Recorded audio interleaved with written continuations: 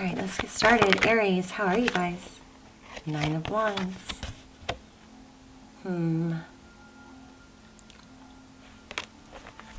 Not giving up, still going. 9 of Wands. Page of Cups. Communication. You know, that 9 of Wands is kind of feeling like there's something you're not really letting go of, though, maybe. Let's lay out a spread. So this is for Aries, Sun, Moon, Rising, and Venus. It is general, as you know. I'm going to shuffle over here. It will not resonate for everyone. Just take what resonates and leave the rest. The rules can be reversed, intermingle, and flip around. And it's not gender specific. So ignore me if I say he or she. Let's get started. Your current energy. Uh-oh. I think you guys are focused on something that went wrong in the past. If this is just happening now, then we'll get some, more energy around it. But something big came tumbling down, some kind of realization, some kind of tower, something major, life-altering, okay? Overall energy, 7 of Swords, yeah. You figured out somebody either didn't care or... I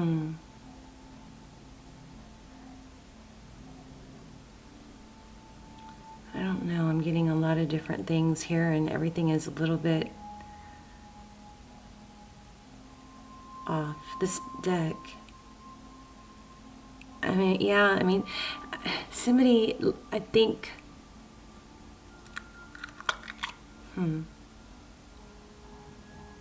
pretended to care, or you're wondering if they pretended to care, something like that.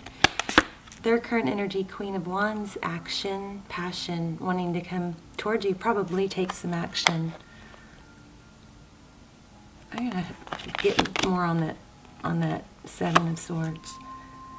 How they view you, 8 of Swords. Stuck in your head, maybe, not able to let go of probably what happened. Queen of Cups. I feel like something's just not settled. It's not discussed, or it's not worked through, is why you're struggling with that. Queen of Cups. Wow, that's how they view the situation. I think they see you, Aries, as, somebody just that is very loving, very sweet, able to show love, but this also indicates that they have a lot of love for you. Ooh, how they see moving forward. They're losing optimism. This is 5 of Cups. They're focusing on the negative too. What's happening? The Hermit. What you cannot see. There's a lot of inner reflection going on. This person is questioning whether they are going to be happy with you. But I feel like you are too. I don't know. The Hermit. This is not just this is not going within to, to discover inner peace and, figure things out. But this one, see how her wings are eliminated? This is actually in the process of ascension and discovery. It's not just now leaving to gain knowledge and reflect. It's actually in the process, because see, she's already there. We don't see her walking. She's already there. And she's already has illumination in her wings. Tarot's advice, if you choose to take it. Wow, protect your heart. I feel like you guys are in a place of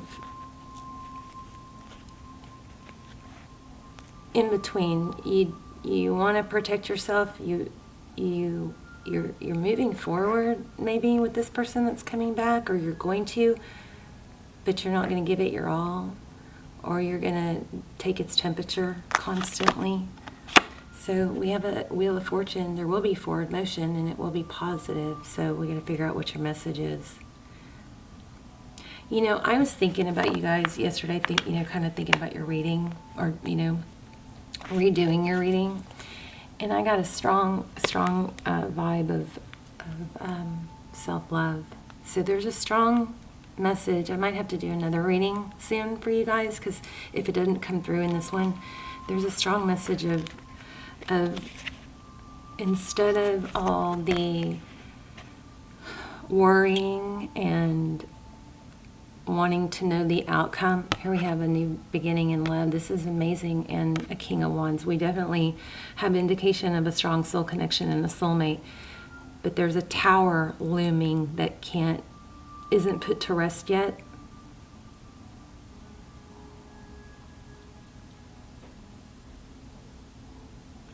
So, but you know, somebody's wanting to offer this cup and start again.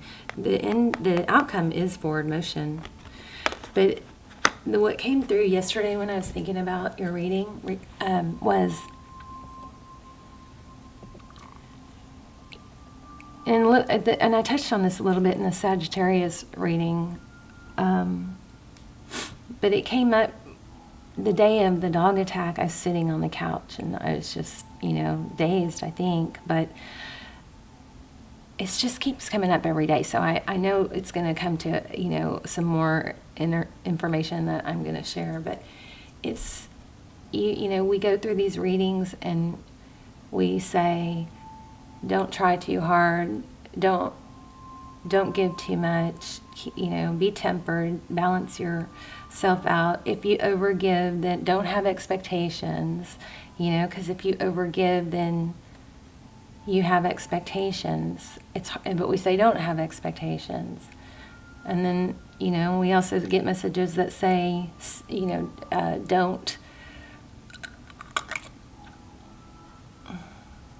don't be mad, don't hold on to grudges, and unconditional love. And we have all these messages about how to handle certain things, and all these little guidance of one little certain thing and this outcome, and if they do this, and if they do, and I was thinking about that because all my videos, all my readings have the intention of triggering some sort of, or some kind of information just clicking. So even if you've heard it before and it's, repetitive, clicking to where you go, oh yeah, that makes sense. And somehow you make some step forward, right? And it's such a strong intention for my readings and for my channel in general.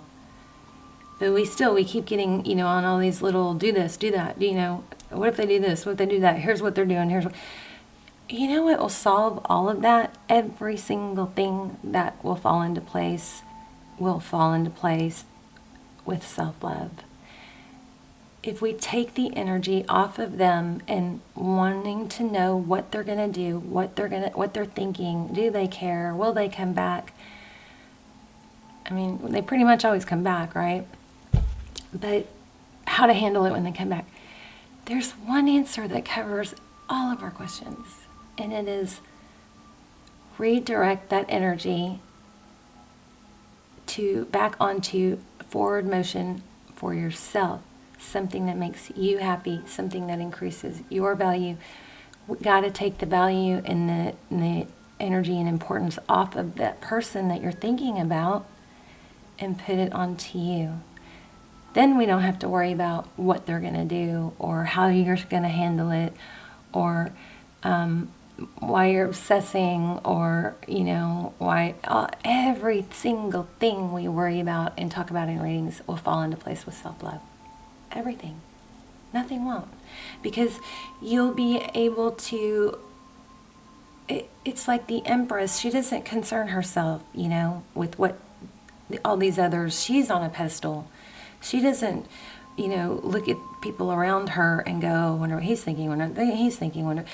She doesn't have to do that because she knows she's unconditionally loving. She's okay with everybody's going to let us down.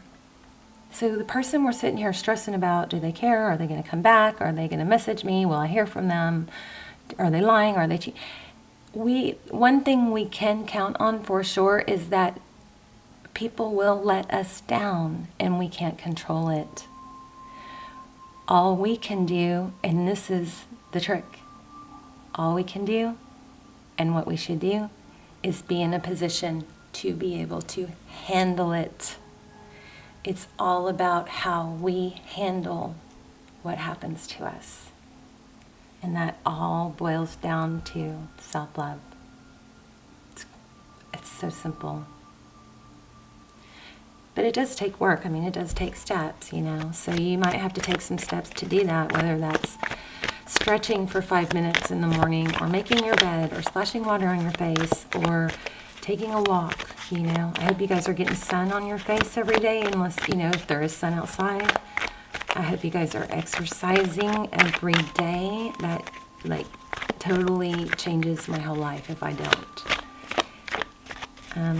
But anyway, we've got to take more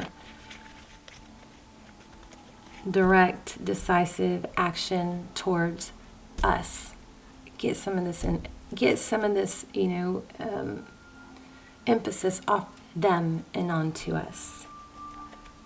So you are going to have communication. This may already be happening. Page of, oh, maybe an apology. Look at that. But I feel like you guys are worried about, you're in that in-between place where you are moving forward, but you're maybe taking its temperature. So in other words, you know, constantly wondering, are they with someone else? Are they talking to someone else? Are they thinking about me? Are they blowing me off because I haven't heard from them in a day? That's like taking its temperature, you know, maybe checking in all the time to just make sure they respond and they haven't blown you off again, because I think there's a history here. So think of it like this. When we, look at that, when I said history here, I looked at the bottom. So there's a lot of pain, but there's also a lot of memories of the sweet, good stuff. Try to shift your energy to this and how good this feels, because Aries, you guys are in a major manifesting time, and you're going to attract what you think about the most. Try to, you know, the person that you want to be, the person that you're going to be when you hit your goals. Live as if you already are that person. Get up in the morning as if you already are that person. Carry on throughout your day as if you already are that person. Because if you focus on this, you're going to lower your vibe. Your vibe's going to stay low, and you're going to keep attracting this. Pretend you already are the person that you want to be. Now I forgot what I was saying. Shoot. Oh, taking its temperature. So like if you order a dinner at a restaurant, right? Think about you go look at the menu, you decide what you want, you get excited about it, right? You probably don't know it, but you imagine it coming, you imagine it's going to be good, it's a little something that makes you happy, you have an intention. You tell the waiter or waitress, and then you put in your order, and then you have this intention of what's going to happen next. They're going to bring the food. In that time, you're not taking its temperature, you're not popping your head into the kitchen going, everything okay in here? You guys getting my food done? You know, you set the intention. You had a visualization, I'm sure. You felt a little bit of what it was going to feel like, or anticipation, and then you let it go. And then what happens? It comes, right? So be careful with the whole temperature taking right now. Be okay with space. Be okay not knowing if they're seeing someone else, if what they're going to do. Your energy has to be on you, and then whatever they're doing is less important, and I promise you, you will be happier and they will be more attracted to you. You guys could be, with them having this 5 of Cups, they could be picking up on your fear and insecurity from this Tower that you're focused on. Tell me more about the Tower.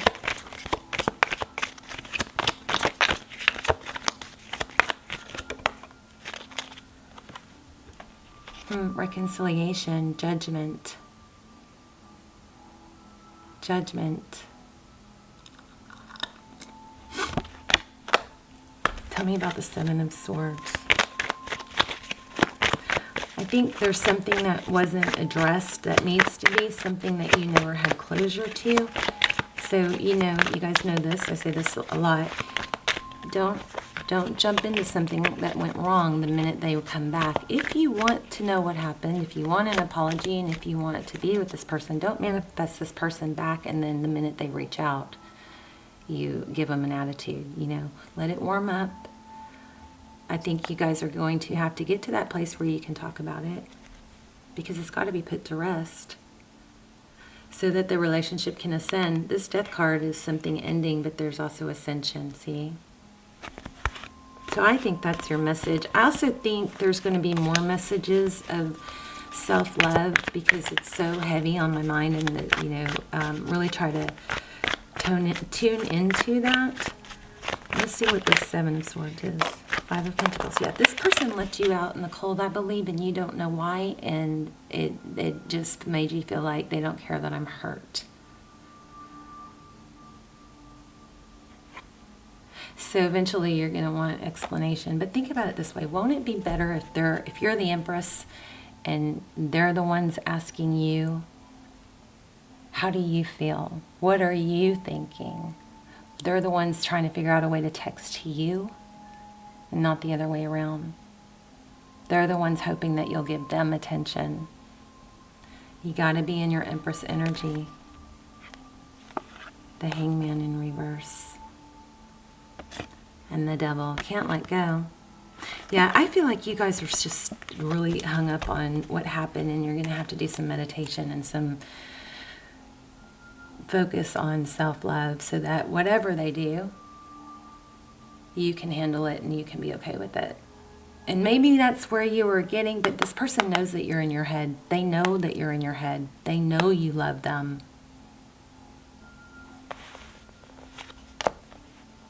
They're thinking about the sweet times. You need to think about the sweet times. Manifest more sweet times. Don't be so paranoid. The reason you're paranoid is because you have this sense of attachment. You know, you're attached to the outcome. The way you don't get so attached to the outcome is you don't give too much. If the giving is equal, then we aren't freaking out, right? If they're doing more giving, then we feel safe and secure with how they feel about us. So what you can't control them, what you can control is how much energy you put into them. That's your message. Okay. Let me get a couple divine doors, or actually, let's do the secret garden.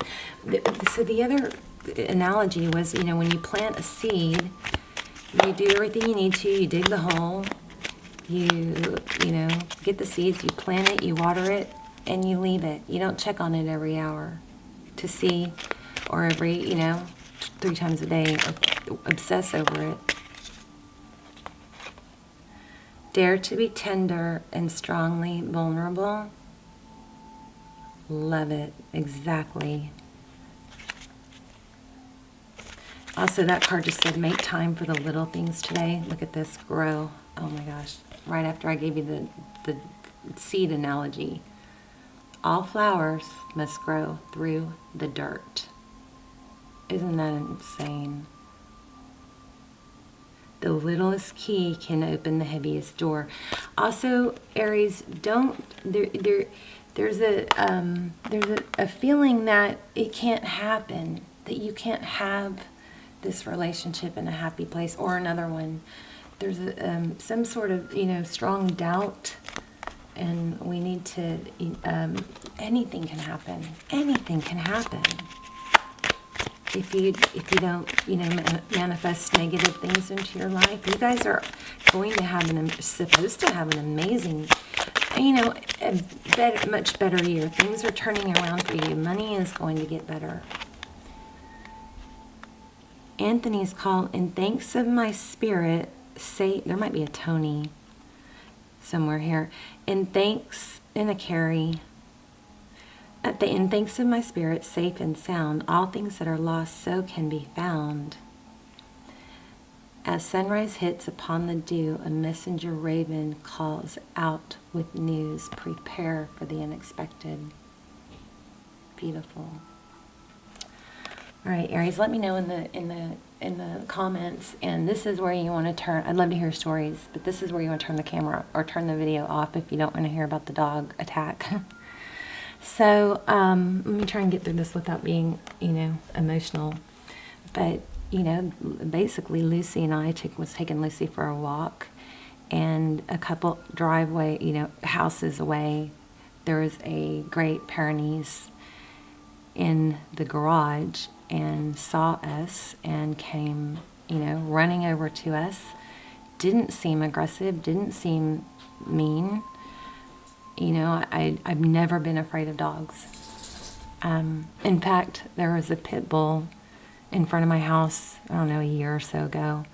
And there were people, it was so funny because the pit bull's just standing there and there's people kind of around it, but nobody's doing anything, and the pit bull's looking at the people going, what are y'all looking at? It was so funny. But it was right in front of my house, and I just saw, some people that everybody was like scared of it, I guess. But I just grabbed a leash and walked out there, put the leash on her, and walked her around the neighborhood till I found her owner. I mean, I've never been afraid of dogs.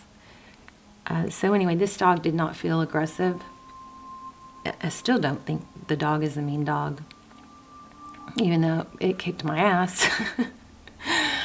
But I walked up, we were walking towards its house, but we were just a couple driveways away, and it comes rushing out, and Lucy and this dog, they sniff noses, and it didn't run at us and like attack right when it got to us. It stopped.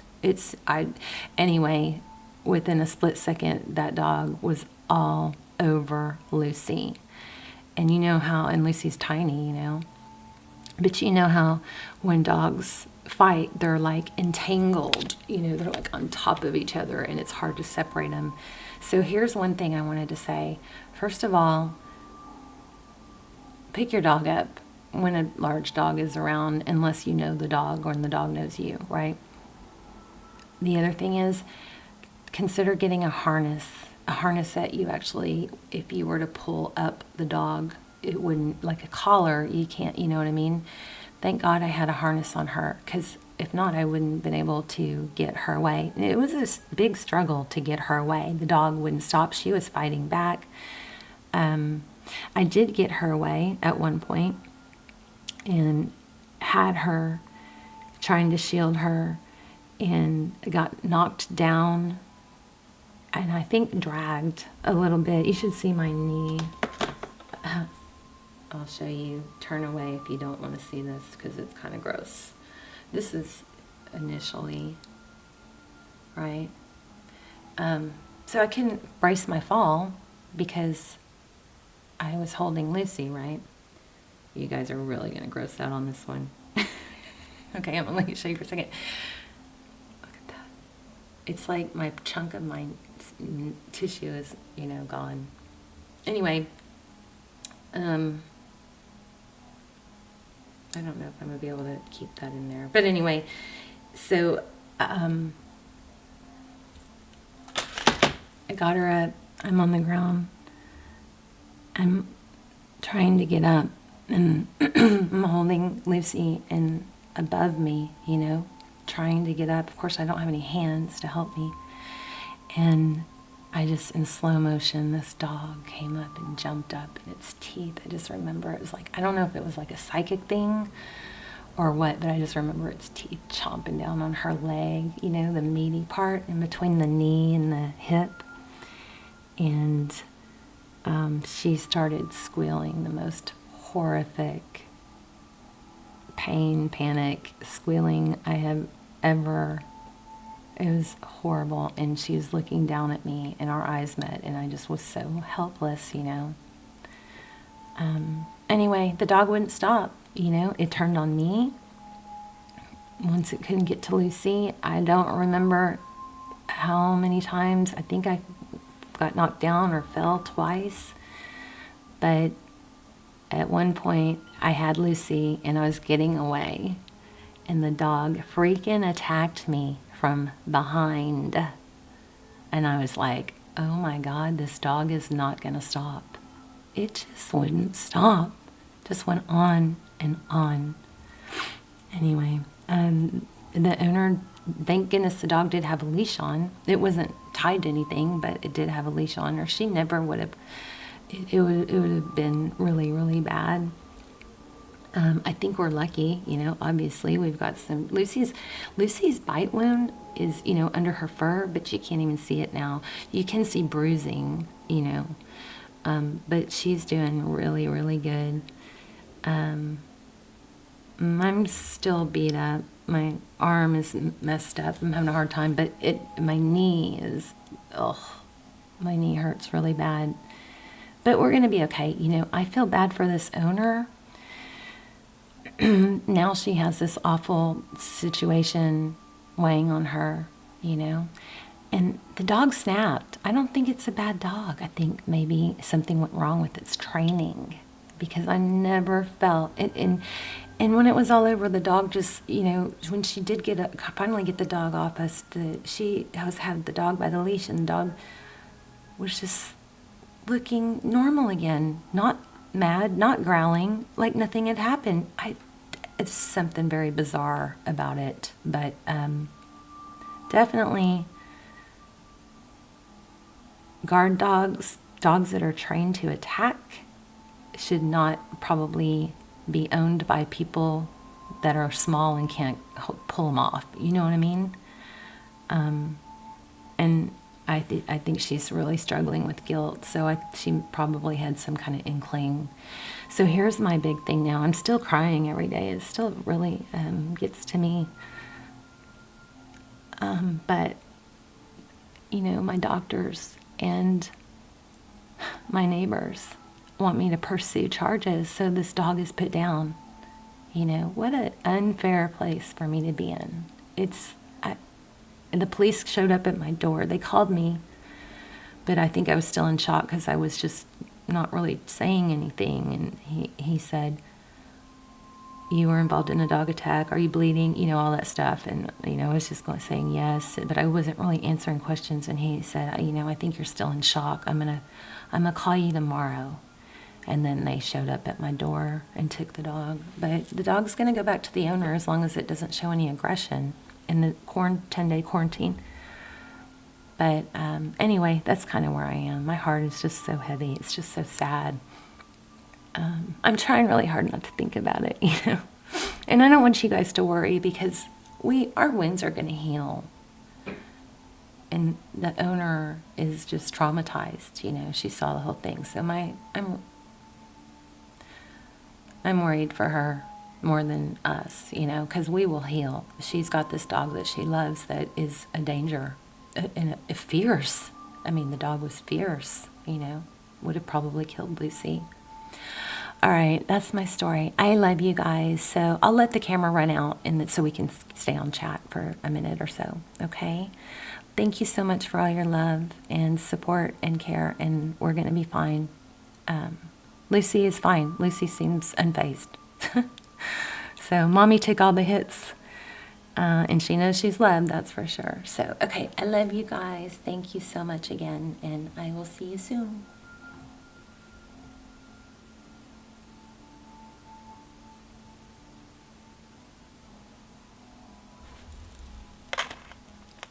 How do you do it? Heart. Love you guys.